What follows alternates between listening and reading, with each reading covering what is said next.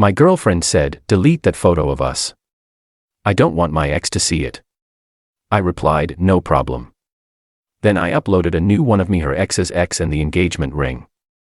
When she opened Instagram and saw 5,000 likes in 10 minutes, do you ever have one of those moments where your entire perception of someone shifts in an instant? Like you're looking at a magic eye picture, seeing one thing, then suddenly pop. It's something completely different. That was me 3 months ago, standing in my girlfriend Tasha's kitchen watching her frantically delete my Instagram post from her phone. Let me back up. Tasha, 26F NIM, had been dating for almost 2 years. We met through a local running group, both training for our first half marathon. She was funny, ambitious, loved documentaries, and made incredible tacos. I was smitten pretty quickly. We'd been living together for about 8 months in Minneapolis. When this all went down, our relationship had been solid. Sure, we had the occasional disagreement about household chores or which Netflix show to binge, but nothing major. The only real point of friction was her ex, Kevin. Kevin and Tasha had dated for 3 years during college and 1 year after breaking up about 6 months before I met her when he moved to Seattle in January 2021. I met Tasha in July 2021 and Kevin had moved back to Minneapolis in December 2022, 5 months before the lakehouse incident in May 2023. College sweethearts who stayed together post-graduation until Kevin took a job in Seattle and they decided long distance wasn't for them. At least that was the official story.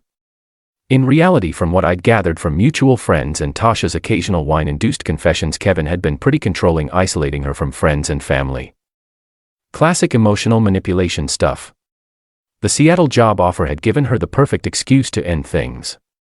All this would be ancient history, except that Kevin had moved back to Minneapolis about 6 months into our relationship. Since then, I'd noticed a pattern.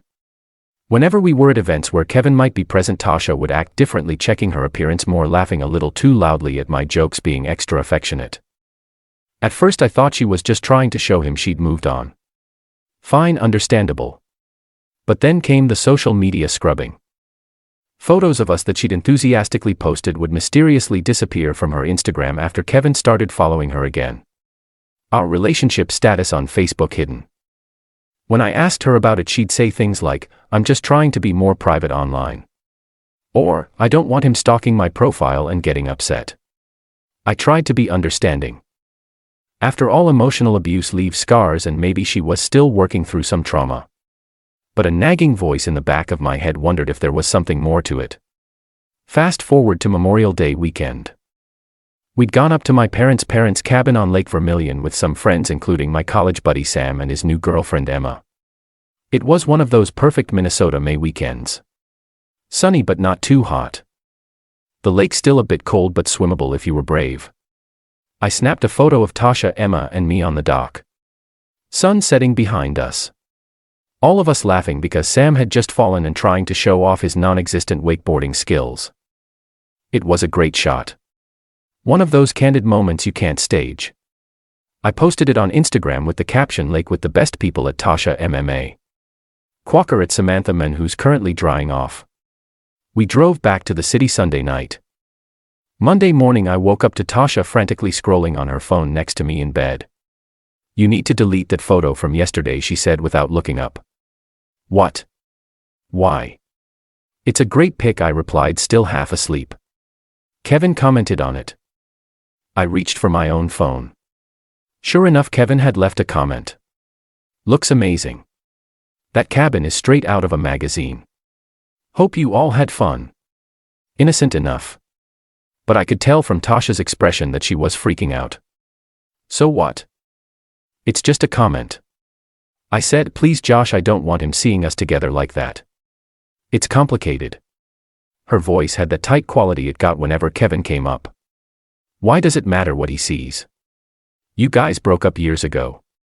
She sighed dramatically. "You don't understand what he's like. He'll analyze everything, who I'm with, what I'm wearing, where we are. Then he'll find some way to use it against me. Please just delete it." Something in me snapped. Not in an angry way, but in that moment the magic eyes shifted. I wasn't looking at someone who was afraid of an ex's reaction. I was looking at someone who still cared deeply about what that ex thought of her. "No problem," I said casually. "I'll delete it." She visibly relaxed. Thank you. I'm going to take a shower.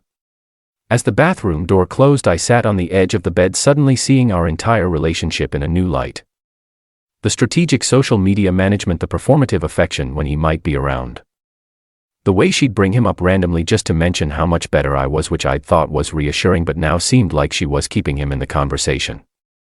On impulse, I texted Emma, who I'd gotten to know over the weekend. Like many of us, we'd exchanged numbers for coordinating activities at the cabin. Sam and Emma had seemed more like friends than a couple, with none of the typical new relationship PDA, which made sense given what I'd later learn. Random question. Kevin Mercer from Seattle, tech guy with a Viking tattoo on his forearm. Ever dated him? Her reply came quickly. Don't tell me you know Kevin the creep. Worst 3 months of my life. Why? I called her immediately.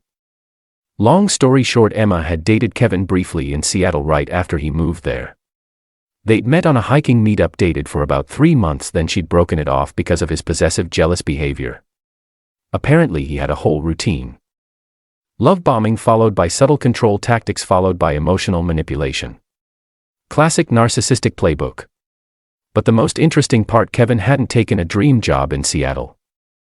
He'd been let go from his Minneapolis position for workplace harassment and had moved to Seattle because it was the only offer he could get.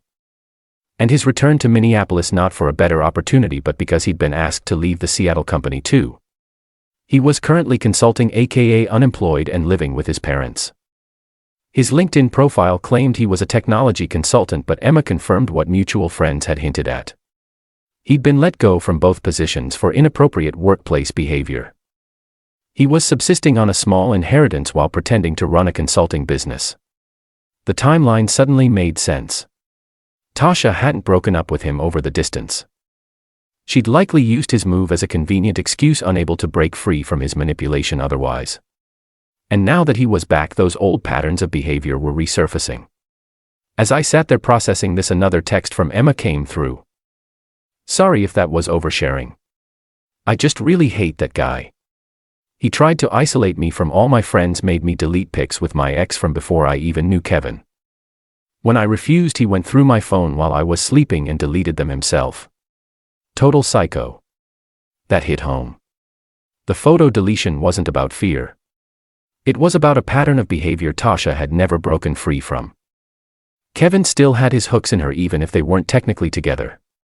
I made a decision then that I'm still not sure was the right one, but it felt necessary at the time.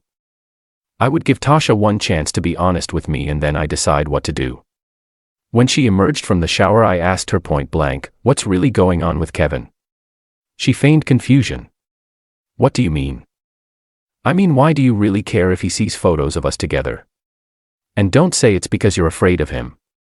Because your actions don't match that." What followed was a masterclass in denial, deflection, and gaslighting. I was being paranoid. I didn't understand their history. I was the one with jealousy issues. When none of that worked, she switched to tears, telling me that I was being cruel, bringing up her past trauma. But I'd done my homework now. So did he get fired from his Minneapolis job for harassment? Or was that just a rumor? Her eyes widened. Who told you that? Does it matter? Is it true? She deflated a little. It wasn't exactly harassment. He just had a disagreement with his female manager. And Seattle? Another disagreement? She looked away. Who have you been talking to? Emma dated him in Seattle. The color drained from her face. Emma from the lake. Sam's Emma. That's not possible. It's a small world after all, I sang, not feeling particularly musical. So one more time, what's really going on with Kevin? Finally, haltingly, the truth came out. She and Kevin had never fully broken up. They'd been on a break while he was in Seattle, occasionally still talking, still texting. When he moved back, they'd reconnected for coffee that turned into dinner that turned into spending the night at his parents' house. This had been going on for the last 5 months. 5 months. It's not what you think, she insisted. We're not back together. We're just exploring our options. And where do I fit into these options? I asked, feeling surprisingly calm given the circumstances. I love you, she said, tears flowing freely now. But Kevin and I have so much history I need to be sure before I fully commit to anyone. Ah, there it was. I was the backup plan, the safety net, the sensible choice if the exciting volatile one didn't work out. I didn't yell, I didn't throw things. I simply nodded, went to our bedroom and started packing a bag. "What are you doing?" she asked from the doorway. "Exploring my options," I replied. I stayed with Sam that night, explaining everything. He was appropriately outraged on my behalf, offering his couch for as long as I needed. Emma was there too, and the three of us stayed up late sharing Kevin horror stories and drinking perhaps a bit too much whiskey. I was concerned about how Sam would feel about Emma and me spending time together, but he was surprisingly supportive. As he put it, Emma and I went on like 3 dates. We're better as friends anyway. It turned out they'd already had the just friends conversation before the lake trip, which explained why they seemed so comfortable rather than romantically awkward around each other. The next morning, nursing a hangover but feeling oddly liberated, I opened Instagram. Tasha had, as promised, deleted my lake photo from my profile. Like many couples, we had each other's passwords for convenience. We'd occasionally post on behalf of each other or help with account issues. It was an unspoken rule, though, that we'd ask before making any changes. Her deleting my photo without permission wasn't just about the photo. It was a breach of trust on multiple levels. I changed my password immediately, then spent some time scrolling through Emma's profile. She was an amateur photographer transitioning to professional work with a great eye and a small but growing client base. One photo in particular caught my attention. A close-up of her hand holding a small wild flower against the backdrop of Mount Rainier. Something about the composition gave me an idea. I texted Emma, random question. "Would you be up for helping me with something slightly petty but extremely satisfying?" "I'm listening," she replied.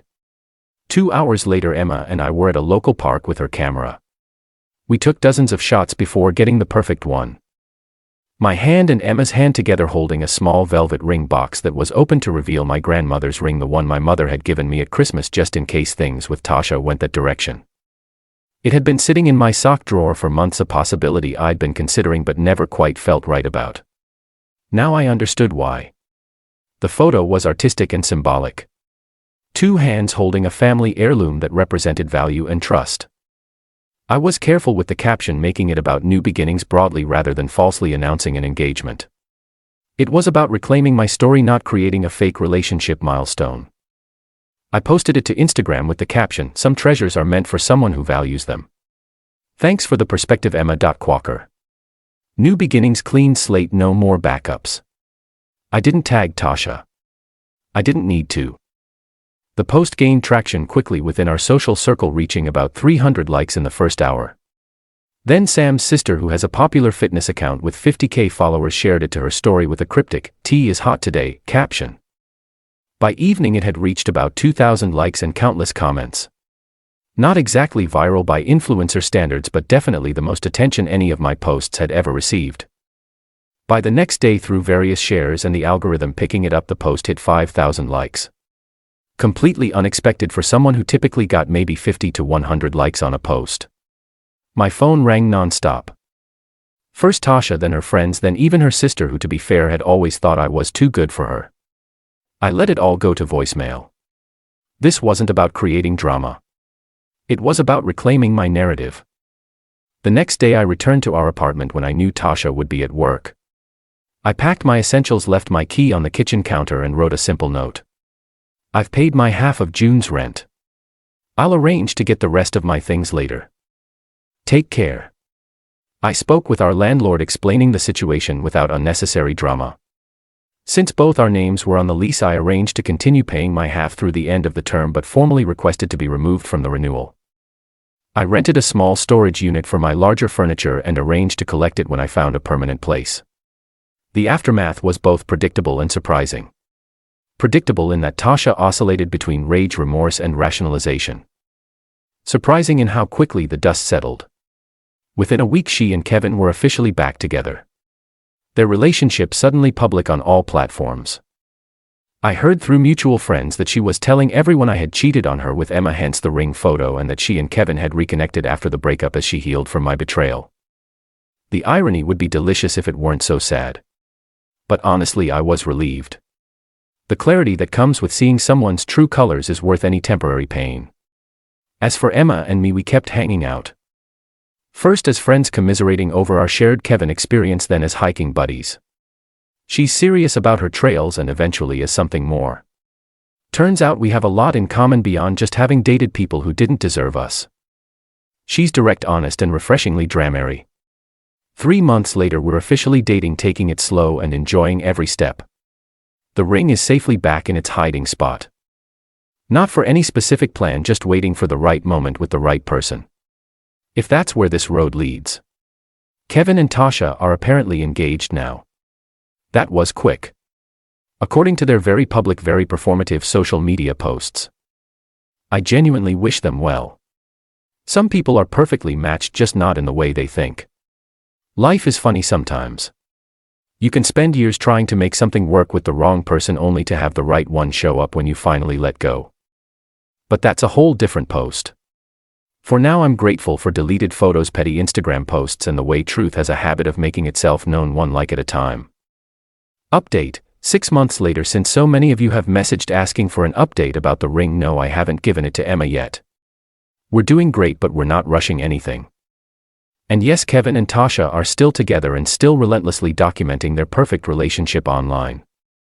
The latest drama is that they apparently got into a huge fight at their engagement party because someone mentioned me, and Kevin accused Tasha of still having feelings for me. According to mutual friends, she stormed out. He followed her to the parking lot and they screamed at each other for 30 minutes before making a tearful return, claiming they'd never been stronger. The Instagram post about the party, of course, showed nothing but beaming smiles and #EdForeverLove.